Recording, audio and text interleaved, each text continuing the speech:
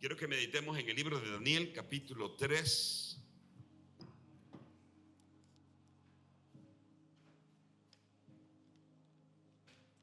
Daniel, capítulo 3.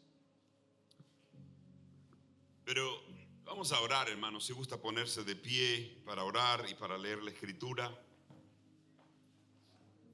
Oramos primero. Señor, estamos delante de tu presencia, Señor. Queremos escuchar tu palabra, queremos escuchar tu voz, tu dirección, tu consejo, la exhortación, la enseñanza que tú traes para nuestras vidas hoy, Señor. Mientras agradecemos la vida de nuestra hermana Ixel, Señor, te damos gracias porque tú has dado a esta congregación el regalo de su trabajo, de su labor junto a su esposo y junto a su familia, Señor. Hemos entendido lo difícil que es. Por eso, Señor, en días como hoy hay que valorarles, reconocerles, apreciarles y decirles cuán agradecidos estamos de lo que ellos hacen, Señor, en la obra del Señor. Mientras estudiamos tu palabra, rogamos también que tú nos enseñes. En el nombre de Jesús. Amén y amén. Daniel capítulo 3, versículo 16. Dice así el Señor en su palabra: Sadrach, Mesach y Abednego respondieron al rey Nabucodonosor diciendo: no es necesario que te respondamos sobre este asunto. He aquí nuestro Dios, a quien servimos, puede librarnos del horno de fuego ardiendo, y de tu mano, oh rey, nos librará. Y si no, sepas, oh rey, que no serviremos a tus dioses, ni tampoco adoraremos la estatua que has levantado. Pueden tomar asiento, hermanos. El libro de Daniel, hermano, nos habla de dos cosas a nivel general, ¿cierto? La primera cosa es de la experiencia de los israelitas mientras fueron llevados cautivos. Recordemos, los israelitas vivían en su propia tierra, pero debido a su desobediencia fueron llevados cautivos a vivir ¿qué? En Babilonia. Y Daniel nos muestra, nos presenta cómo fue la vida de ellos allá en Babilonia. Y lo segundo que Daniel nos habla, pues, lo que iba a pasar con el pueblo de Israel una vez terminado el tiempo allá en la cautividad, que iba a durar 70 años. ¿Qué va a pasar después? ¿Qué va a ocurrir después? Y nos da un sinnúmero de profecías, nos da un sinnúmero de visiones que pues nos vamos a ocupar en alguna otra oportunidad, tal vez en alguna clase o algo, ¿verdad? Pero esta parte del capítulo 3, hermano, nos habla de una de las experiencias a las que fueron sometidos ellos mientras vivían ¿qué? En Babilonia. El versículo número 18 dice: no vamos a adorar ¿qué? A tus dioses. Lo que acabamos de leer, hermano, es parte de una narrativa donde los tres jóvenes hebreos habían sido llevados delante de una gran imagen, ¿cierto? Y les habían dicho que tenían que adorar esa imagen, que tenían que postrarse delante de esa imagen. Y que si no lo hacían, iban a ser lanzados a un horno ¿qué? De fuego. Estaban de alguna manera bajo amenaza de muerte. Así es que tenían la opción de adorar la imagen o de mantenerse fieles al Señor, o de mantener sus principios como hijos de Dios que tenían principalmente en los 10 mandamientos, de no adorar a dioses, de no tener dioses ni postrarse delante de ninguna imagen. Así es que aquí vemos a estos jóvenes expuestos a esa situación. ¿Cuántos saben que cada uno de nosotros, hermano, día tras día somos expuestos de alguna manera a decidir entre si vamos a adorar los dioses o vamos a seguir fielmente al Señor? Y probablemente no necesariamente tenemos que ver con ídolos. Yo no sé cuántos hoy dijeron: tengo la tentación de quedarme a ver un partido o ver un torneo o ver algo o ir a la iglesia.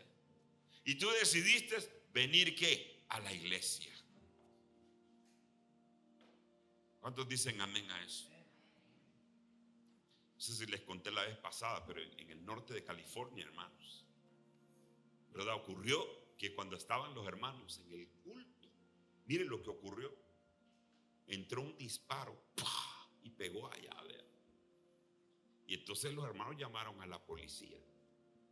Policía llegó, hermanos, y entonces empezaron a investigar qué había pasado. Y el policía dijo: esto es como un crimen de odio, porque de odio religioso. Y entonces dice el policía: mira, yo necesito la lista de todos los que habían ido al culto ese día. Y el pastor empezó a hacer la lista de todos los que habían ido al culto ese día. Y después le dice el policía: todos estos que están en la lista pueden aplicar para su residencia porque son víctimas de un crimen de odio. Imagínense, los que no fueron se arrepintieron y no tenían papeles. Ahí andaban todos: pastor, me hubiera puesto ahí, hombre.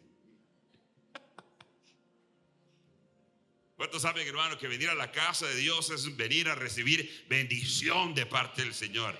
Que no deberíamos de cambiar absolutamente por nada el venir a la casa de Dios. Y entonces aquí está Nabucodonosor y les está queriendo que se siente un poquito Nabucodonosor como: no es posible que estas personas no quieran adorar la imagen y prefieran que yo los queme en el horno de fuego.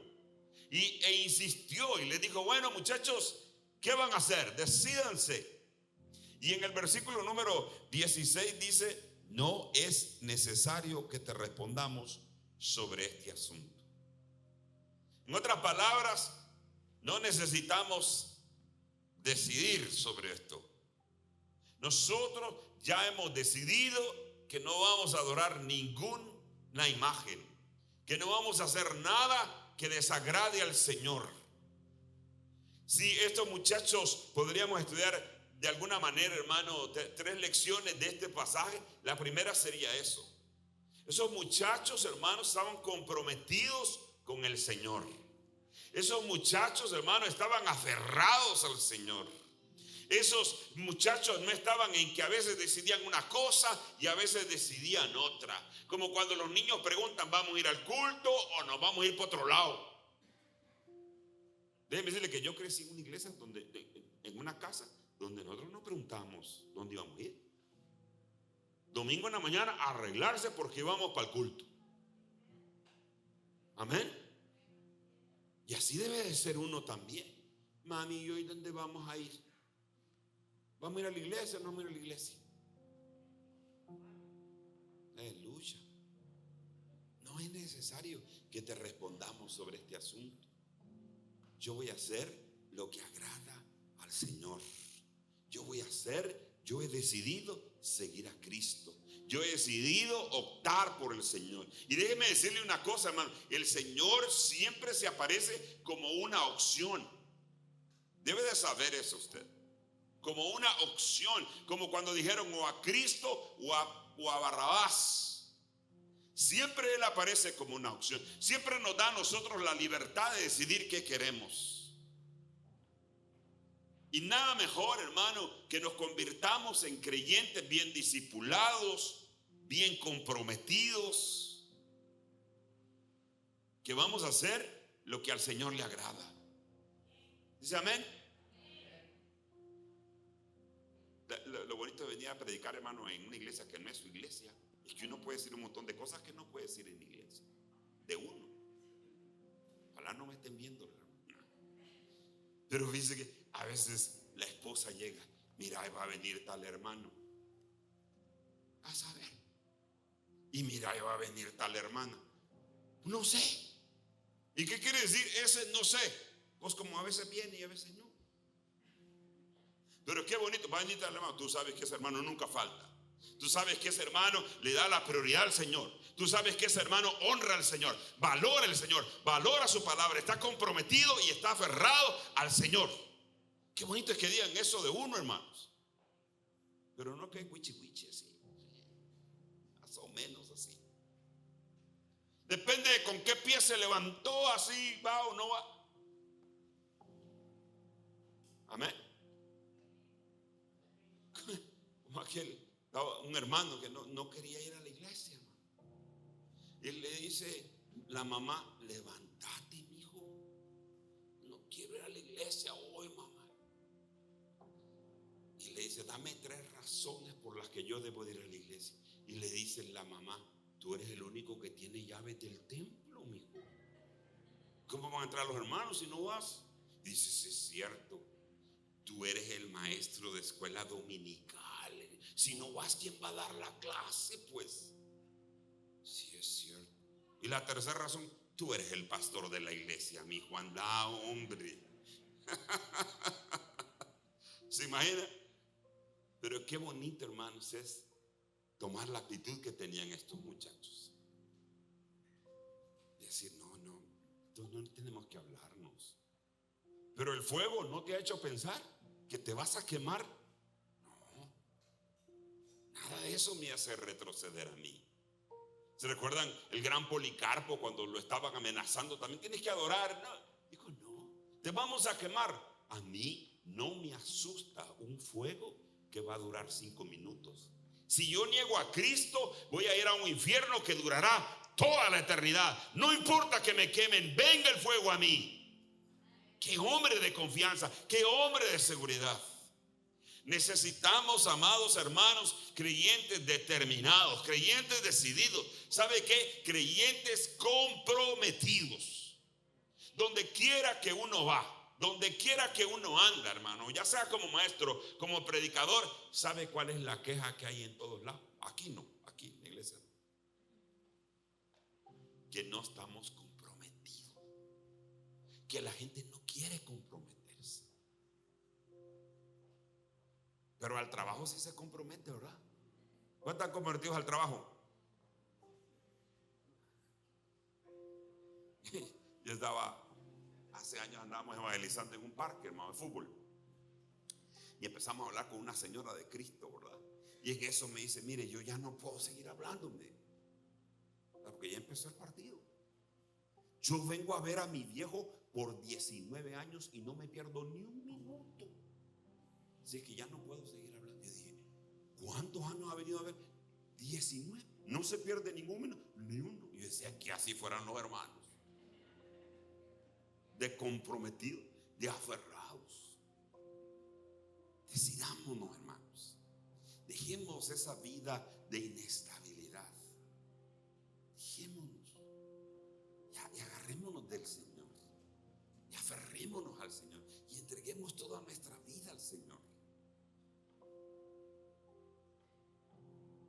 Nosotros aquí en Estados Unidos, hermano, no sabemos qué estar comprometido. Pero déjeme decirle que hay países en el mundo donde por ser cristiano te pueden matar. ¿Y aquí quién te va a hacer algo? Necesitamos abrazar al Señor, entregarnos completamente al Señor. Amén. Que digamos, a mí de la iglesia no me sacan, aquí estoy sirviendo. En segundo lugar dice el versículo número 17: he aquí nuestro Dios, a quien servimos. Qué bonito esto, ¿verdad? ¿Sabe cómo se percibían esos muchachos? Como servidores del Señor. Yo te pregunto en esta hora, ¿cómo te percibes tú? ¿Tienes propósito? ¿Tienes sentido? ¿Tienes valor? ¿Te has preguntado para qué sirve mi vida? ¿Para qué estoy aquí en la tierra? ¿Para qué Dios me trajo al mundo? Por diferentes experiencias en la niñez o aún, hermano, en la adolescencia, muchas veces nosotros empezamos a buscar nuestra identidad, a saber qué es lo que, para qué existimos, para qué somos buenos. Y el creyente debe de saber, hermano, que tiene 2 llamados. El primer llamado es a reconocer a Cristo como su Salvador, como su Señor. Y el segundo llamado, hermanos, es a servirlo, a hacer algo por Él, a hacer la diferencia en la vida de alguien. Amén.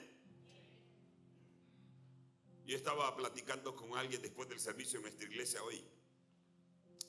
Y le decía que porque hoy tuvimos unos mariachis en la iglesia para las mamás, ¿verdad? Gracias hermano. Santo Dios. Gracias.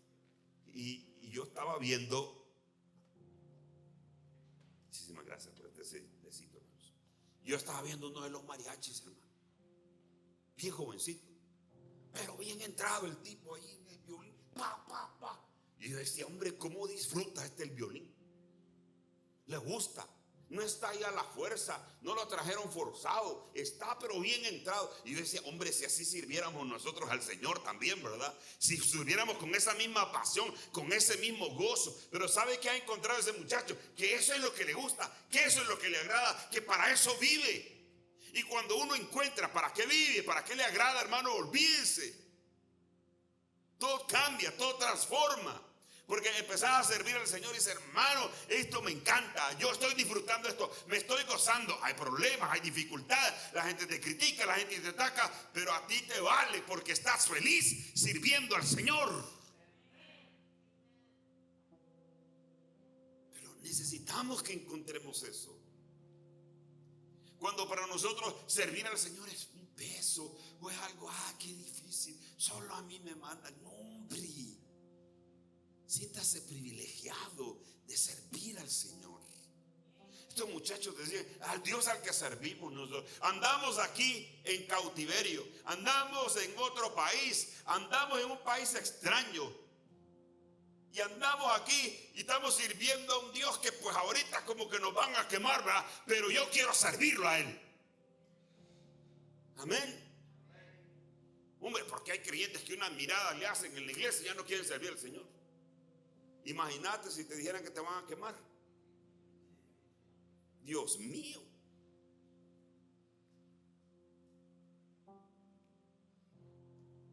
Nosotros venimos aquí a servir al Señor. Daniel fue a servir al Señor. Sadrach y Mesach fueron a servir al Señor.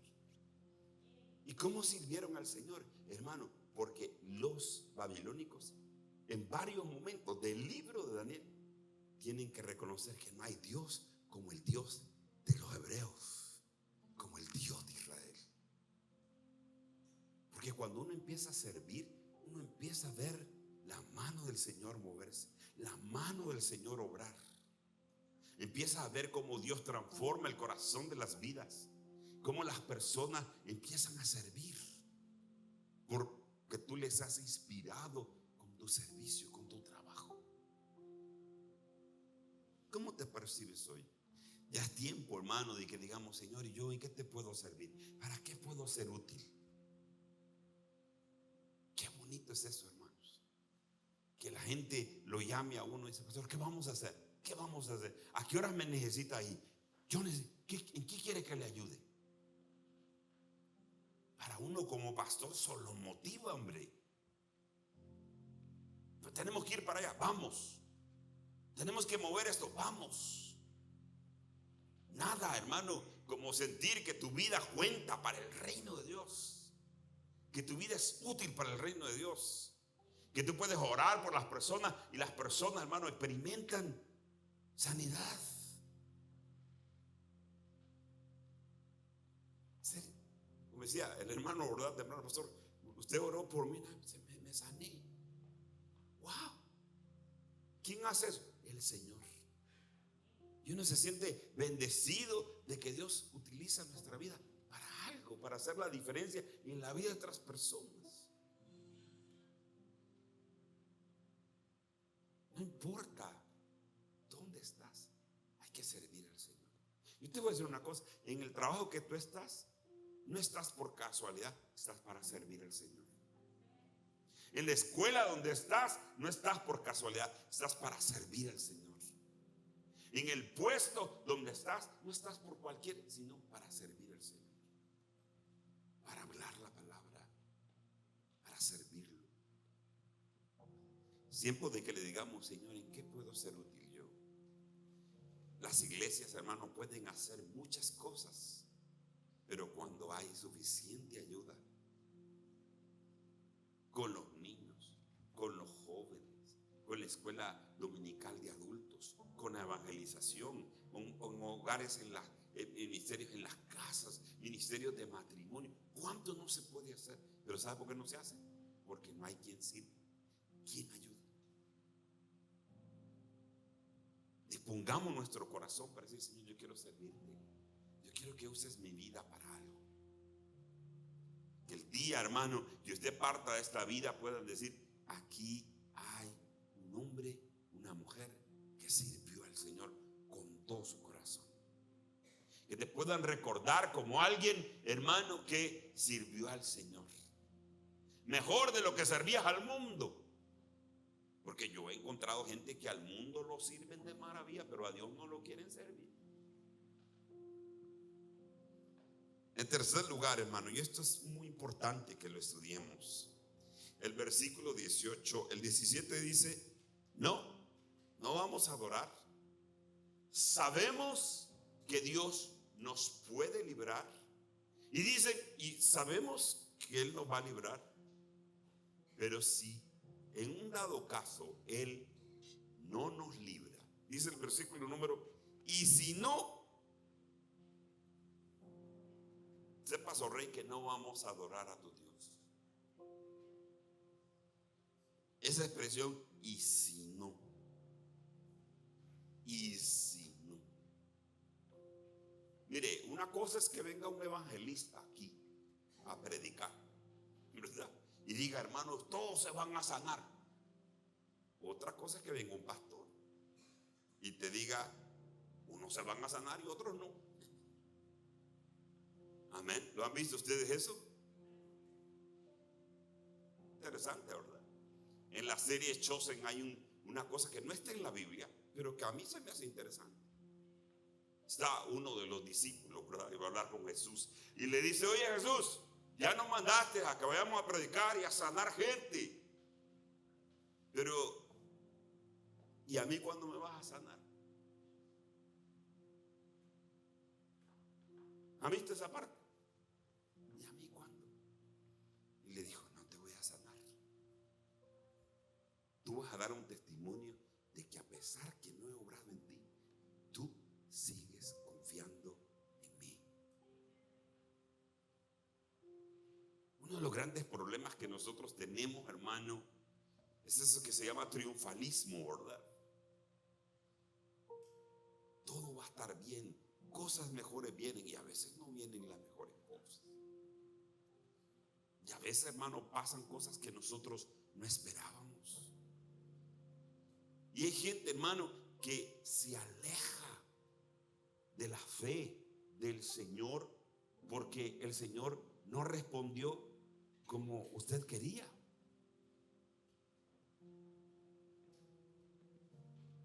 En la misma serie de Chosen, ¿verdad? Uno de los discípulos tiene una novia que se muere y el Señor no la resucita.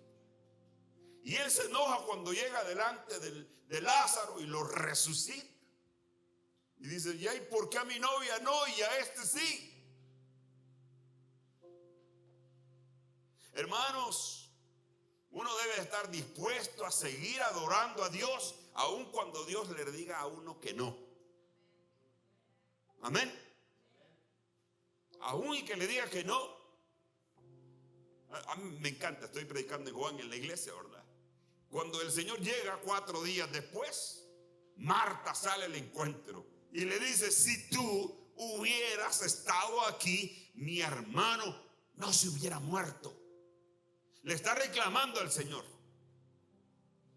Lo que Martita no sabía, que para Jesús, que esté muerto o que lo resucite, es lo mismo.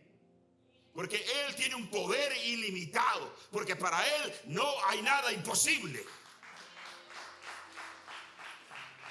Es más, Jesús quería llegar en el 4.º día porque ya había todas, sabemos que ya muerto, pero los hebreos creían que ya el 4.º día el espíritu ya se había ido, ya menos que había.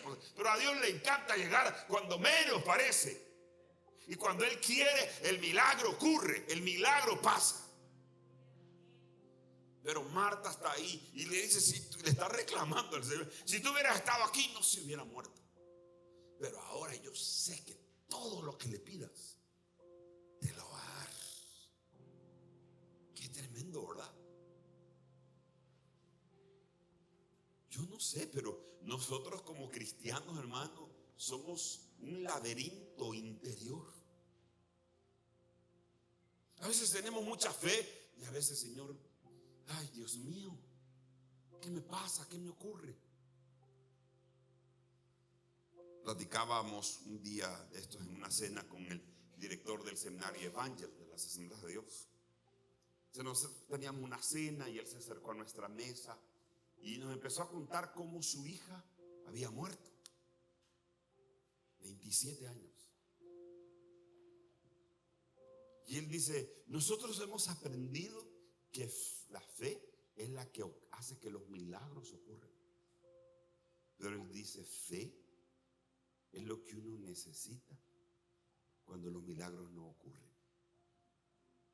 Wow. Porque si no nos libras, si no me sanas, si no me provees, vas a seguir teniendo fe en Él. Vas a seguir confiando en Él. Hay creyentes que estamos con Dios por lo que Él nos da. Pero cuando nos lo quita, tú eres mal Dios, yo ya no te quiero ser cristiano.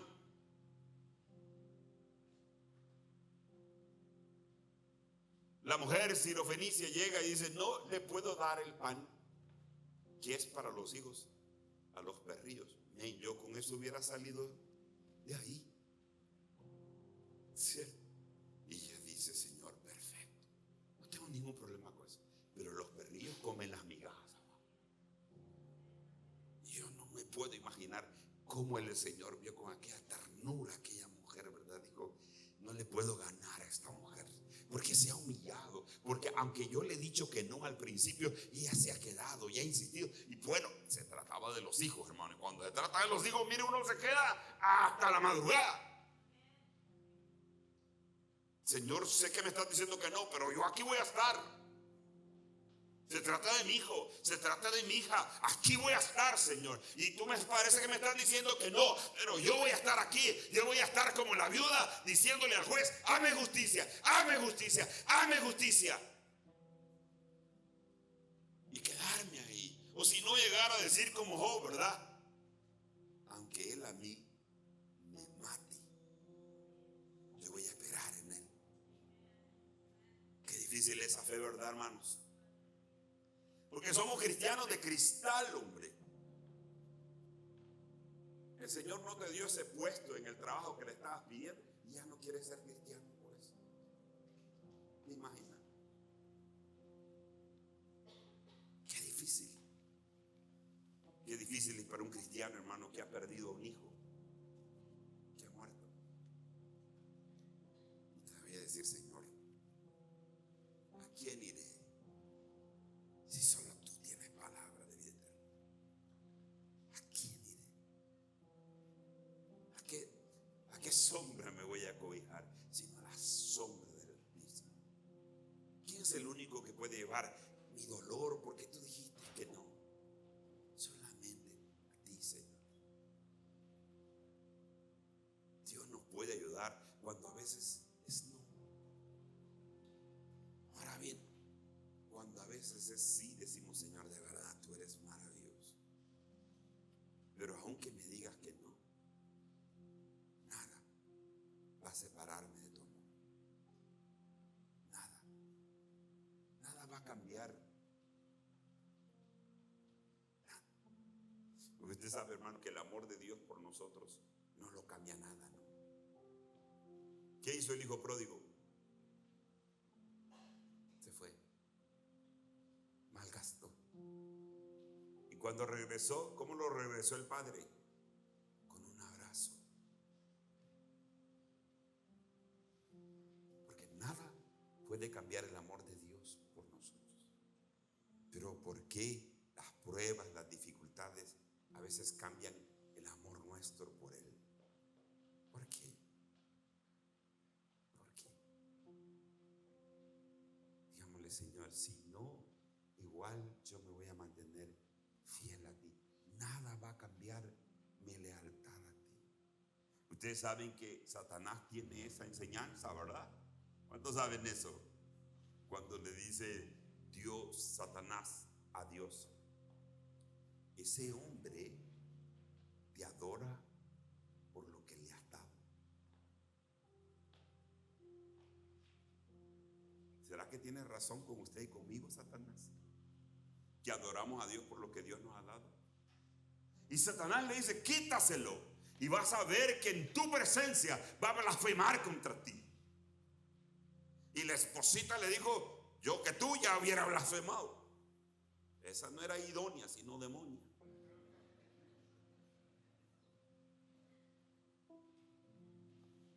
A veces la esposa tiene que decirle: no, mi amor, las cosas están saliendo mal ahorita, pero nos vamos a levantar de esta. Porque el Señor está con nosotros. Parece que nos está diciendo que no, pero aquí vamos a estar.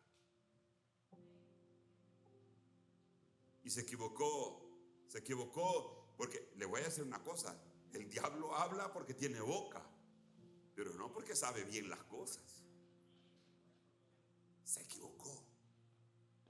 Job dijo: a mí Dios me dio las cosas, a mí Él me las quitó. Bendito sea su santo nombre. Bendito sea su nombre. No, el diablo no debe de tener razón, hermanos. Usted y yo tenemos que estar fieles al Señor. Aquí tenemos, para concluir, muchachos que eran decididos por Dios, muchachos que querían servir a Dios a pesar de donde estaban, pero muchachos que estaban dispuestos a decir: Señor, aunque no, nada va a cambiar mi lealtad hacia el Señor, mi compromiso con Dios. Hoy hablaba con un hermano que perdió a su esposa hace como unos 4 o 5 años. Que estoy, me dice. Seguimos adelante. No ha sido fácil, pero aquí estoy. Sí debemos de ser los cristianos, hermanos. Vamos a orar en esta hora. Señor, qué grandes lecciones nos dejan estos muchachos allá en Babilonia. Su compromiso contigo, no había que evaluar, no había nada que les atemorizara, no había nada que los hiciera cambiar su lealtad hacia ti, su fidelidad hacia ti, la promesa que un día te hicieron de servirte, de seguirte. Aquí tenemos muchachos que se percibían como que tenían un propósito en su vida, que no lo iban a cumplir en Israel solamente, pero también en un país ajeno como el de Babilonia. Pero eran también muchachos que estaban dispuestos a que si las cosas no salían con lo que humanamente parecía bien para ellos, igual no iban a ceder.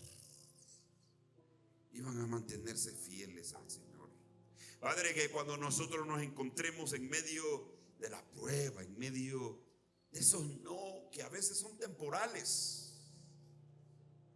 quieren ver si vamos a persistir, si realmente queremos las cosas, o hay no definitivos, como cuando hablaste con Pablo y le dijiste: no, Pablo, no te voy a quitar el aguijón, agárrate de mi gracia, bástate mi gracia, porque mi poder se perfecciona en tu debilidad. Enséñanos, ayúdanos, Señor, a mantenernos firmes en ti. Dame un tiempo para orar con el Señor, hermano. En esos instantes uno responde a la palabra del Señor. Habla con el Señor respecto a algo, alguna parte del sermón que habló directamente a tu corazón. Y ese momento decir: Señor, yo creo que tengo que cambiar esto. Yo tengo que estar dispuesto a seguirte. Yo necesito comprometerte más. Yo necesito encontrar un nicho, un espacio donde yo pueda servirte, mostrar que estoy comprometido, que soy parte de esta congregación y comprometerme a servir, tener un buen testimonio para servir, Señor. Ayúdanos, te rogamos, Señor. Bendice a todos los hermanos, a todos los que están acá, a los líderes, al pastor Edwin, Señor, y a su esposa que hoy en su cumpleaños, el día de mañana, Señor, se le honra, se le valora, porque se reconoce que ella, como dice el apóstol San Pablo, que tú diste dones a los hombres y constituiste, Señor, a los líderes. Así es la hermana Ixel, Señor, es un regalo para esta iglesia, Señor. y necesitamos orar por ella, apoyarla y estar en cualquier dificultad o adversidad, Señor. Nosotros rodeándole, Padre, como congregación, a ella y a su esposo y a su familia, Señor. Le damos gracias por esta tarde. Gracias por tu palabra. Gracias por tu presencia, Señor, en nuestras vidas. En el nombre de Cristo Jesús. Amén y amén. Dios les bendiga a todos, hermanos.